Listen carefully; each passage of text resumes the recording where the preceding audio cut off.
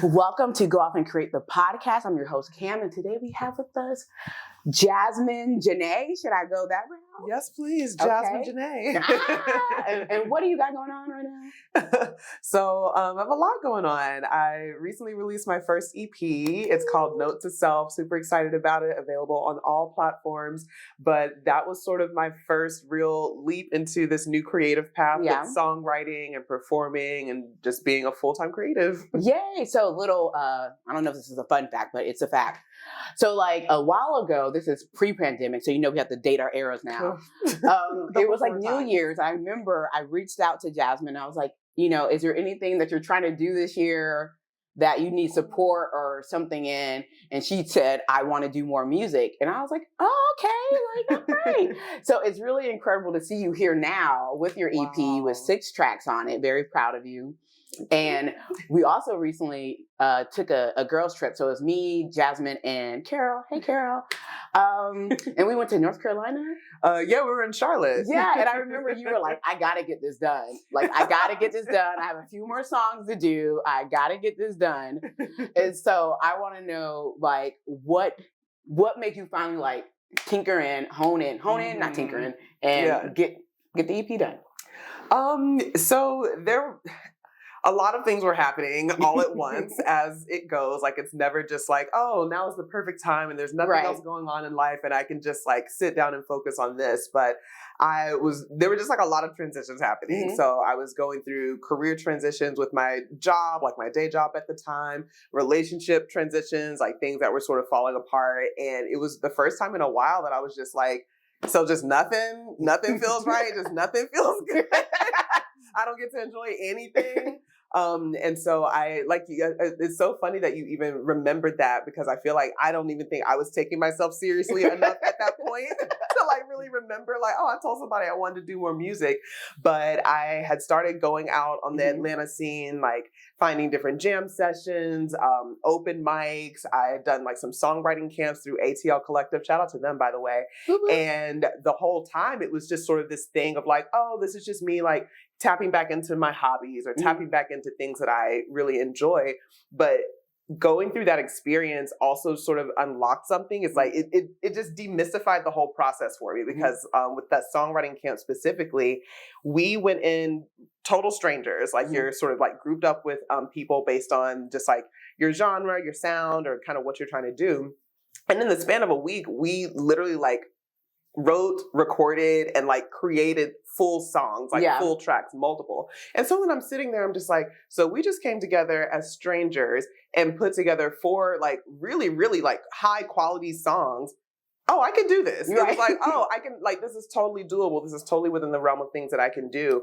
And so from there, it was just sort of finding the right people, making the right connections to get people who could like kind of help me bring the vision to life, and then going through all the notebooks and voice notes of stuff that I had just sort of jotted down over the years and not really known what to do with. And from there, it was like, all right, let's just see what happens. Right. That's all you can do. Throw it out there. See what happens. And so like even listening to the EP, I can see like you were talking about like job and like relationships. Like I think that's reflected in the EP very much so. And it's kind of like, what would you describe the sound of the EP? Jazzy? Yeah, so I've honestly been struggling to figure out like what genre do I call this? Maybe the algorithm will tell me, but the way I describe it is it's really like an indie soul vibe with a lot of jazz influence. Yes. So I love that you picked that up. Yeah. I feel like vocally, like in terms of the melodies, there's a lot of that jazz influence. But if you listen to it track by track, it's like there's some songs that kind of sound like a little bit of like a rock song with a little bit of soul. There's some that sound like a little bit of an indie folk thing. There's like a little R&B moment in there. There's jazz. So it's really kind of all over. Like we packed a lot into those 6 tracks. Rightfully so. But yeah, I think as an artist, I would describe it like very like soulful, very introspective, and just kind of like a warm, rich sound. Yeah, like the first track. Sorry, the name just left me. Yeah. Oh, she's gone? She's gone. Yeah. It gives me Broadway almost. Ooh. And I'm a musical. Like I like musicals and stuff, but it gave me a little bit of Broadway. Like I was listening to and envisioning like 2 people on stage or something. I love it. Yeah. Like just like doing that song. I don't know. I felt like it worked in my brain. So anyway, I just wanted to share that. No, that honestly, that makes me so happy because I feel like the way that I write is very theatrical. Like there are a lot of times where, you know, if you like look at the lyrics or just kind of the way, I don't know, just listening to it even, there's a whole like movie scene already. Like I have full scripts already in mind based on like one song at a time. So I love that you picked that up. Oh, yeah. See, I did something right, y'all. You did. But I'm glad you said movie scene, because like if you could put this, I keep wanting to say album, but EP to a movie or a TV show, like which one would it be?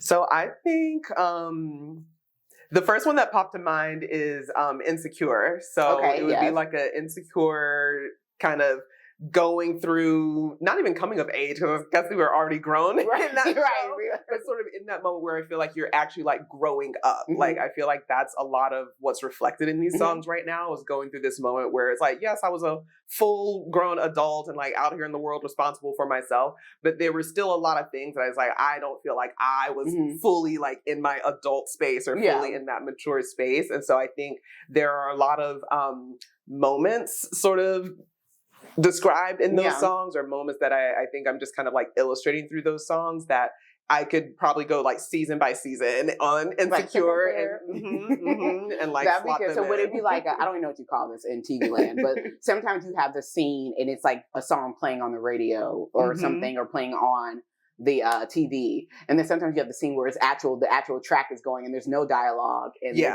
so which do you have a preference, or would it not matter? I think it would be the second one. I think it would be, it's sort of like it's soundtracking the moment. So it's not necessarily part of the scene, or it's not necessarily part of like the dialogue that's going on, but it just perfectly captures like the feeling, the emotion, and just like the essence of that moment in a way that is just like, oh, okay.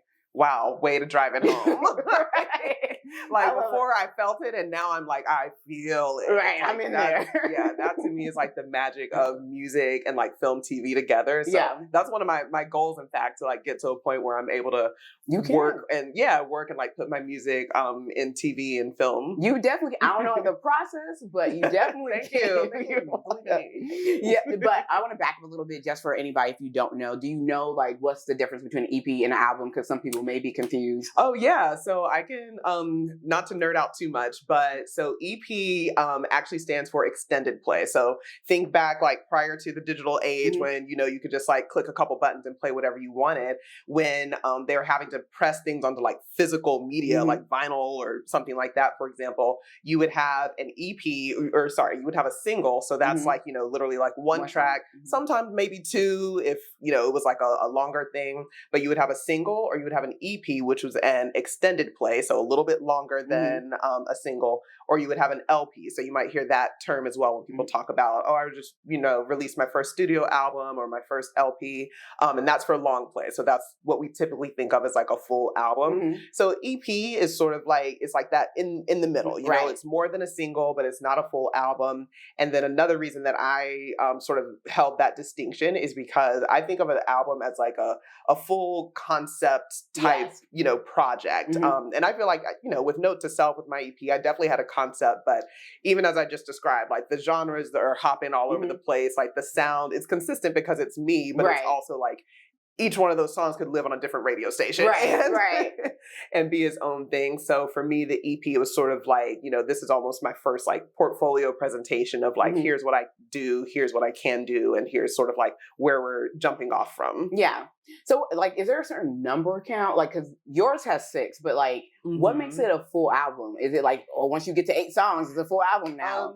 It's more, I think it's more based on time these days. So 6 tracks. So mine, I've even had people tell me, they're like, girl, you might as well have just done a full album. Just like throw in there. So apparently I did a lot for an EP because some of my songs are longer, like 4 to 5 minutes, which is long now. It's like songs are averaging like 2.5 minutes. Anniversary by Tony. That sounds like 9 minutes. I cut them short because I was trying to like be within the 30 minutes. But that's kind of the benchmark that you hear in the industry now. If it's like under 30 minutes or in that like 20 to 25 minute range, then it's more like in the EP category. And then if you're extending beyond that, then it's like, okay, we've got a full album. Oh, dope. I learned because I didn't know that. I thought it was like based on track. Like you have 5 singles, or not 5 singles, but 5 songs. I mean, I think it's that too, but I think I leaned more on the time part because as I started recording it and working with people, having folks who were just like, yeah, like these are like pretty meaty tracks. Like these are pretty, I'm like, oh, are they? I don't know. This is how the song sounded in my head, so that's how I made it. That's how I did it. So with writing music, like what is your process for writing music? Because you said that you had like notes and like digital like voice memos. Like is that your process, or you don't know it's going to be a song? You're just documenting your life. Like so I would say now I have a process like sort of after this project, but going into it, it was very chaotic. Like I think so. Even thinking back to that trip when we went to Charlotte, I remember you were even like helping me like take some little behind the scenes photos, and I had like papers, like notebooks, like strewn about. It's like I had the computer open with like little track pieces here, voice notes over there. So it's like a lot of times it looks like that, where it's like I might just be going around, you know, through my day, and there's like a melody that sort of like pops into my head. And it's like, if I can't get it out of my head, that's my cue to record it. And it might be a little like 10-second voice note, and I'll just get it down.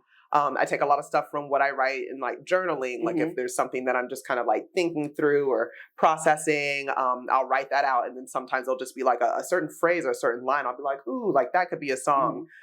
It happens in conversation. Like I'll be talking to people and we'll, you know, just like get into a flow and like something will pop up and I'm just like, oh my goodness, like I could write about that. Like I could write that out. And so when I actually sit down to say, okay, this is my like songwriting time, I'm going to sit down and write, I tend to start with the music. So I grew up learning piano. Like I played piano since I was a little kid. So I'll just sit down at the piano and kind of like start figuring out the melodies and the chord progressions.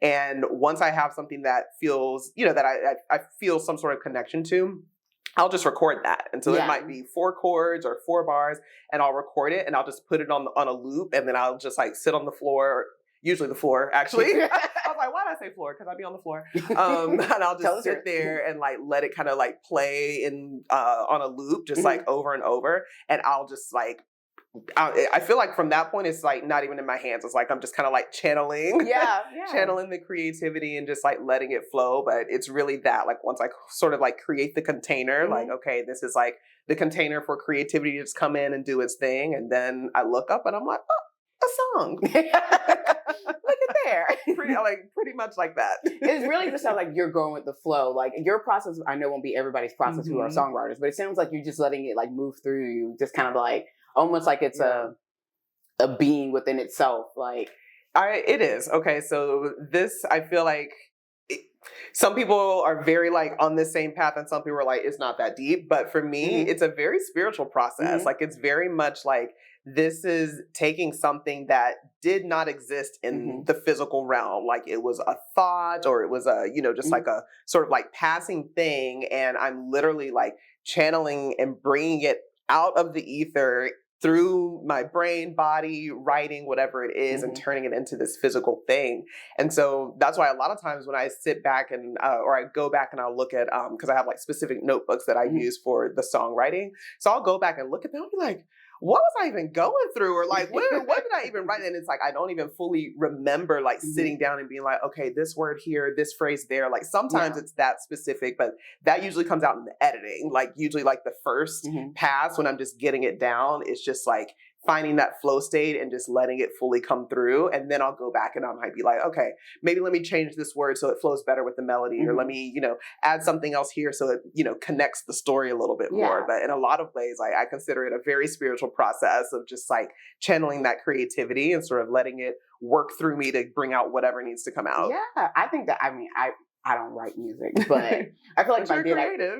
I am, but I do journal. So, there we go. So technically, but I think like I would feel the same way. Like it's like very cathartic to like take it from your brain, put it on paper, and sometimes for it to actually happen.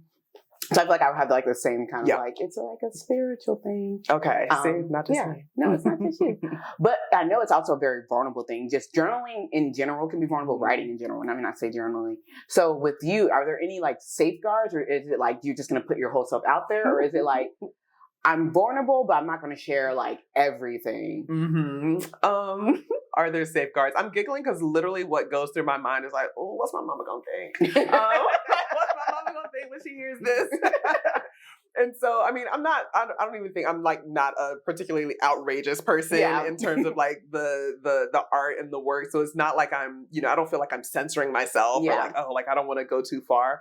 But there are definitely some things where I'm just like, oh, like this is kind of vulnerable. Like this, like there are a couple songs or one song in particular, it's called Vivid Dreams. And it's a slower ballad. And it's sort of about this moment of, when you're thinking back on a situation or a relationship in particular, that it didn't go the way you thought it would go. And you're like thinking back on like, wow, like what if it had gone differently? Or like how might it have felt if things had gone a different way?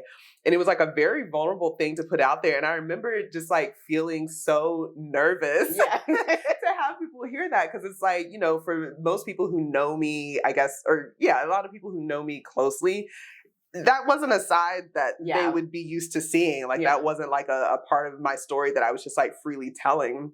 And so it was so funny to me that when I finally started sharing the songs for my family to hear from my mom, that was the song that she was like, oh, this one is my favorite. She was like, she was like, oh, I felt it. It just makes me want to. And I was just like, you liked it? Like my mom really liked it. And so I feel like that's become the sort of like gateway for me, like to be able to open up a little more, like realizing, oh, the people who I was maybe the most worried about, like what their reaction might be, or the most worried about, like, oh, I don't want you to see me this way. I don't want you to see me this vulnerable, or like these sad parts or these like moodier parts. And I feel like it just sort of like, I don't know, it almost helped us connect in a different way, or like it connected something that I don't think we necessarily would have found otherwise. Yes, I think what we forget because it's like family is that we're all still human. Very much so. It's like, but it's always the pill of like, you're my mom, you know? But we're all still human. Your mom probably experienced, that kind of emotion herself, like in her, her younger years or whatever. So it's like, or now. Well, I don't know why I said it's like younger it's years. universal. Right. I don't know why I said younger That's true. I get you. But so I can get that. So it's almost like if you play your music for your mom and it gets a seal of approval, then it's like, all right, there's something here. But I think vulnerability is always a very difficult thing, regardless of if it's music or not. It's just like you feel like it's just you, but it's really not just you. There's other people who experience like the same kind of thing. Yeah.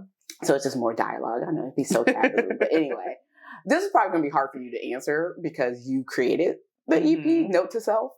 But do you have a favorite song, or is there a song that you enjoyed? I do. Oh, okay. I do. So that sip wasn't meant to be dramatic. I just wanted to sip. It was like dramatic pause, not really. So I'm going to tell a little story before I say what my favorite one is. So the whole time that I'm like writing and recording, like I just knew which song was going to like be the banger, like which was going to be the one that I was just like, yeah, this is the one that like everybody's going to be like, ooh, like she really did something with that. And so maybe like a month or two before I actually released it, I sent out a survey. I don't know if I can't remember if I sent it in the group chat that we're in, but I basically sent out this survey and I had sort of like linked to, a private link to the songs. And I asked everybody like on a scale of 1 to 5, like 1 being, please turn this off. And 5 being like, nah, put this on repeat. Give me a rating for each song. And so I was trying to figure out like how to market it or like what were going to be the ones. And so my personal favorite was Sunflower. So I really do. Yeah, I do. So I really love Sunflower. It's like it's one of the simpler tracks. Like it's like most of the song is like 2 chords. Like if I'm breaking it down that way, and it doesn't have a whole lot of background vocals. It doesn't have a whole lot of effects or anything. It's like really simple. And I was just like, oh, this is like such a beautiful song, and it has so much meaning, and people are just gonna love it. And I think it ranked like second to last. Like no one was like, oh, we hate this, but it like it was almost like maybe like 2 people rated it as like their the top one. But the one that resonated the most with people was Note to Self. So so the last track on the EP is also called Note to Self, and that's the one that I feel like it's just like the most. It's like the culmination of like getting to the point where it's just like, no, I can do anything, like whatever it is I'm setting out to do, like write it down, make my intentions known, and then trust that it's all going to come together. And it resonated with a lot of people in a way that I was really surprised by. That's fair. That's fair, but I still do like Sunflower. So if I was on that, I would have been like, Sunflower. I like it. But I do like Note to Self too. So I'm not even like trying to bash any of the other songs, but I was like, Sunflower just kind of stood out to me. Yeah. But we all be at different places in life. And that's the thing. It's like, depends on where you were in that moment when you were listening to it. But yeah, that's my personal favorite. Okay. Because, I know some people be like, I like every song. Cause I play favorites. Okay. Like there was one song that almost didn't make it at all. Like I almost cut. Yeah. So there's a song on there called Chances. Okay. And it's like it's a very like stripped down, like almost like an old school jazz trio vibe. It's just like piano, drums, and upright bass. And then there's like a little kind of like remix sound at the end of it. But for a long time, so I wrote that song in the shower randomly. Like I still have some of your best ideas come in the shower. So. I still have the voice note because it was like a, you got to like wash the hair and everything else. It's like I can't even be like, oh, I'll be done in a couple seconds, then I can hop out and like write it down. So I literally still have the voice note where it's like I hopped out of the shower, got my phone, turned on the voice note so I could like finish getting the idea out and not lose it, but I still had to like wash and condition. And that song, once I finally like recorded it, I didn't like it. Like I really didn't love it. And it was sort of like I don't know if it fits the album. It's like, maybe too much of a jazz vibe for this particular thing. I think that one is the one that sounds the most It's jazz. the most different. Yeah, it's the most jazz. It's the most different. And so I almost didn't put it on there at all. But then just through kind of like working, once I got to the end of the process and you're working with more people who are hearing it. And so many people, they reacted differently to it. They were just like, oh, this one's so sweet. Oh, it's so different. Oh, it's so refreshing. And I was just like, well, whatever. We'll just throw it in there. Put it on the EP. Yeah.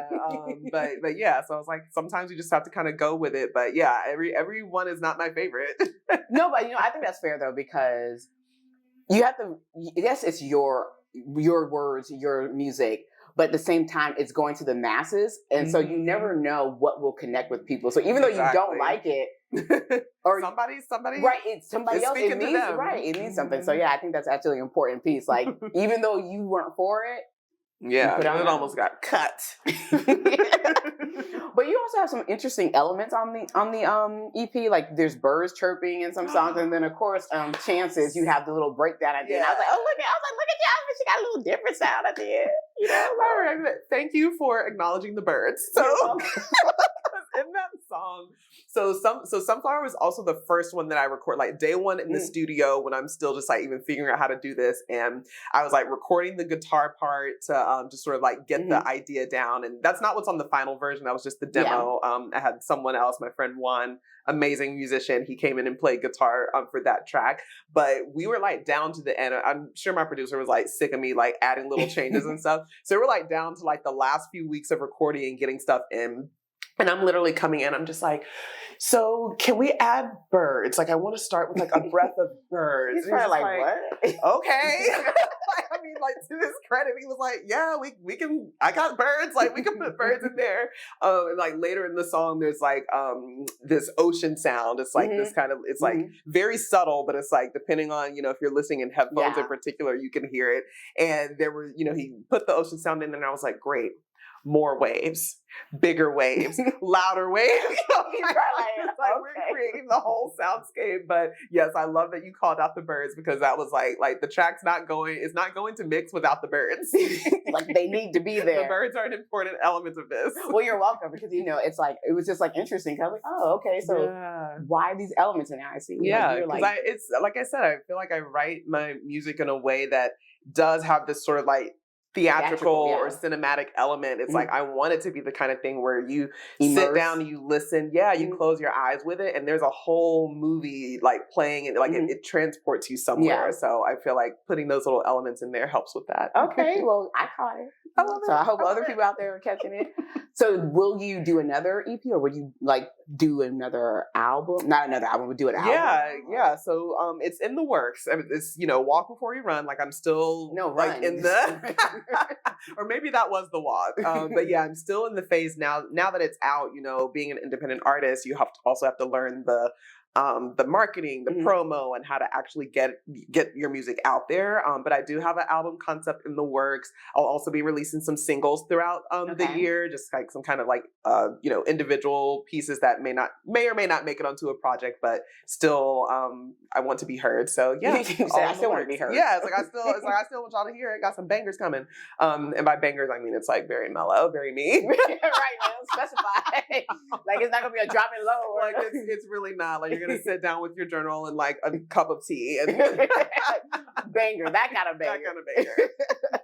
But with the album, since you are going to do more, I think that's great. I'm happy to hear that. Is there anything else that you want to do with Notes to Self? Like, since they really kind of just got here, like, is there any other things you want to like do with it? Yeah, there is. So there's a lot of sort of like visual content that I want to create and pair with it. Almost like little short film snippets that can kind of like go with each of those songs. I also have other ideas for working with other creators and other people who are doing things that are creative but like in a completely different realm. Like I have a friend who she has a wine business, and we've talked about doing something where it's like pairing each track with like a wine pairing, and and just like kind of like having some fun with that. So I'm gonna have fun with it for a while, if for no other reason than to just celebrate the fact that I actually did it. Pulled this thing like out of my brain and, just like into real life. And so, there'll be more to come. Okay, well, I look forward to it. So do you have any inspiring words for anybody who may be trying to be a songwriter or make some music? Sure. Honestly, the thing that I think has stood out the most for me is like, the only way to get better is to do it. Like the only way to figure out how to do it is to do it. And so if there's any hesitation, any fear, any doubt, like, oh, I don't know if I'm cut out for this, or I don't know if I'm good enough, you're going to be right. Like whether you think you are or you think you aren't, you're going to be right. But if it's something that you feel even just like the slightest bit curious about, just go for it. There are so many people making music these days, and it doesn't even have to be good. Like it just has to be yours. So just start wherever you are. Fire up the voice notes, fire up the like whatever you have available, and just start writing. Oh, I love that. And so let them know again where they can find your Note to Self EP. Yeah, okay. So Note to Self, it's available on all platforms wherever you listen to music, whether that's Apple Music, Tidal, Spotify, YouTube. Note to Self, Jasmine Janaye. And you can also find me on social media. My handle is Hey Jasmine Janaye on all platforms. Yay. And Go Off and Create is on Instagram and Facebook, and wherever you listen to your podcast, look up Go Off and Create the podcast, and you'll find this episode. Bye.